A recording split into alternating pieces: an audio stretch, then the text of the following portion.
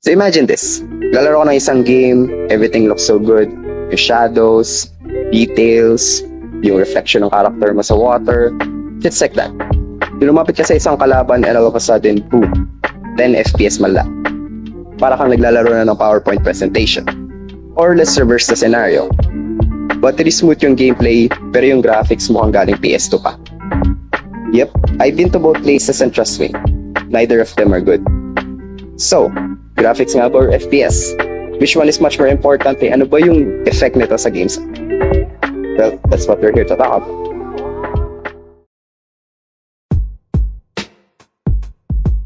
Okay, let's all be honest here.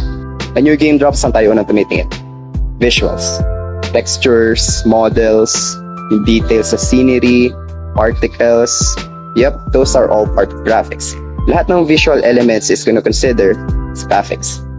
And lahat ng responsible dyan is your GPU or your graphics card. Basically, the stronger kung gaano man kaganda yung GPU mo, mas mabilis at mas effective marerender yung mga visual textures or the visuals in general, especially yung mga intricate ones. Let's take Genshin Impact for example. Ganda ng open world, literal na anime game. If you look at the scenery, cherry blossoms, real-time lighting, detailed textures. Yes, those are good. But remember, highly intricate visuals or mga textures or graphics typically contains thousands to millions of pixels. In your GPU, it counts every single bit, pixel by pixel. So yeah, imagine mahina yung GPU mo. This would usually lead to lags between renders or sometimes hindi na ma-render yung full detail yung texture. So yeah, if mahina yung setup mo, good luck.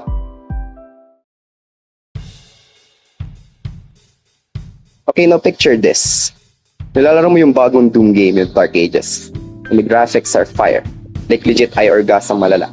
All of a sudden, boosh, PowerPoint presentation. That is because of your FPS, or your frames per second.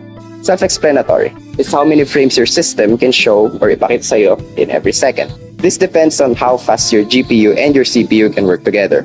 It's similar to how animation works in general. If let's say 60 FPS yung animation or yung game, 60 FPS or 60 frames or pictures ang ipapakita kada second. Basically, the higher your FPS is, the smoother and easier the game it is for your eyes and your actions. In some cases, these are much more preferred because of the fluidity it offers. And yeah, you don't really need an RTX if mamamatay ka lang din sa random lag spikes or FPS drops. But if you're like me, where it's not really in your budget para commit sa high-end gaming, alam mong the struggle is real. Usually, hindi mo alam kung graphics or FPS ba ang unahin, pero typically in the end, itatry mo pa rin siya pagkasyahin sa iyong potato PC. You know that feel when lahat na naka-off, grass off, shadows off, like graphic settings at the lowest, to the point where yung character models mo at its lowest polygon na, like yung legit lahat lowest na, pero in the end 5 FPS, but sometimes di pang mag-open.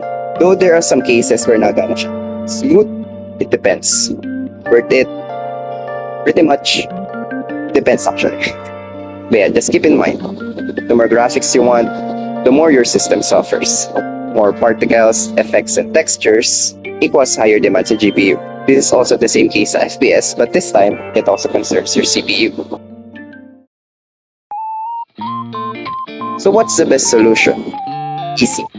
Find the sweet spot. Hindi kailangan laging high ultra graphics yung settings. Hanapin mo lang yung tamang balance of quality and performance.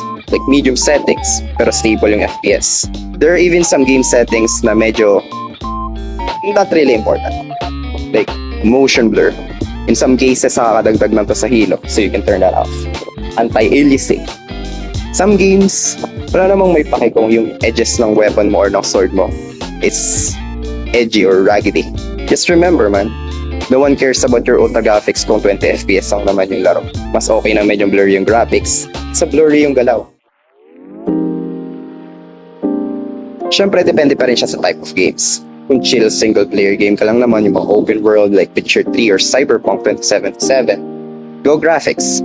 Pero kung if yung nilalaro mo is FPS competitive games, battle royales, or probably Soulsborne games, it's much better if mag-i-invest ka sa FPS rather than sa graphics. Because in those games, there are only a few seconds between life and death. There are also some games where part ng appeal nila yung low FPS or low graphics. So keep that in mind. Lastly, if you're a streamer or a content creator, you need to consider both. Kasi kahit 120 FPS ka, kung sa viewers mo naman is mukhang play yung nilalaro mo, wala pa din. Trust me, I've been there and I know the feels. So ayan, final verdict, both. Or depends sa nilalaro. Graphics throw you in, but FPS keeps you playing. If you can't afford both, then make sure to find the sweet spot na mag-fit sa device mo. It doesn't matter kung wala sa peak yung settings, as long as you can play it. Like legit. If you balance it properly, kahit wala kang 4080, in some games, you'll be fine. So that's it. If you guys learned something or enjoyed the video, you can drop a big like. Comment down below your thoughts. Team graphics ka ba? Team FPS? I don't know. Team both? Or probably team kung ano lang kaya ng setup. And if you're bored as hell, you might as well subscribe. Or I don't know. But yeah, that's it. If you guys enjoyed it, I'll see you guys on the next one.